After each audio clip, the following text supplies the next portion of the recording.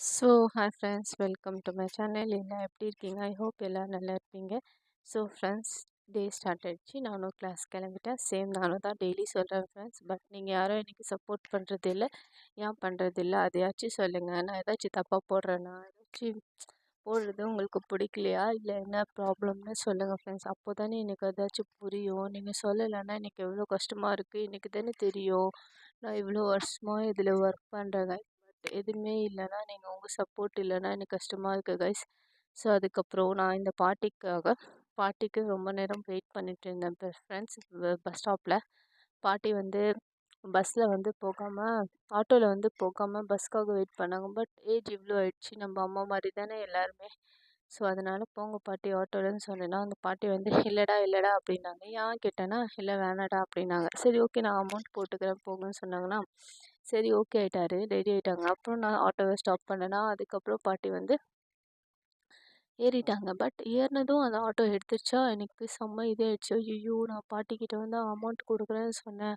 ஆனால் பாட்டி வந்து அப்படி போயிட்டாங்க. அப்போ அந்த பாட்டி வந்து என்ன என்ன நினைப்பாங்க, தப்பாக தானே நினைப்பாங்க. ஸோ அதனால் நானும் ஃபாஸ்ட்டாக போயிட்டு அந்த பாட்டிக்கிட்ட அமௌண்ட் கொடுத்தேன். அதுக்கப்புறம் அந்த பாட்டி வந்து இதுக்கே வந்தியாடா, அப்படியாடா இப்படியாடான்னு சொல்லிட்டு செம்ம ஹாப்பி ஆனாங்களா. அந்த ஹாப்பினஸ் வந்து சூப்பராக இருந்துச்சு கைஸ். ஸோ நீங்களும் இப்படி பண்ணுங்கள், உங்களுக்கு இந்த ஹாப்பினஸ் கண்டிப்பாக கிடைக்கும்.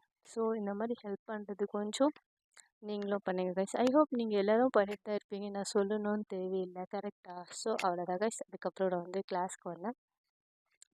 கிளாஸ்க்கு வந்துட்டு முடிச்சுட்டு ஜிஹெச்சுக்கு போனேன். அதுதான் இன்ஜெக்ஷன் வந்து கேட்கணுன்னு இருந்தில்லை கைஸ். அதை வந்து கேட்டுவிட்டு அதுக்கப்புறம் திருப்பி கிளாஸ்க்கு வந்துட்டு என்னோடய ஒர்க் வந்து முடித்தேன். என்ன இன்ஜெக்ஷன் கேட்கணுன்னா, நான் அது வந்து உங்களுக்கு அப்புறம் சொல்கிறேன். உங்களுக்கு இப்போ சொல்லட்டுமா? சரி, எதுனானா இன்ஜெக்ஷன் வந்து மாற்றி போட்டிருந்தாங்க, ஓகேவா?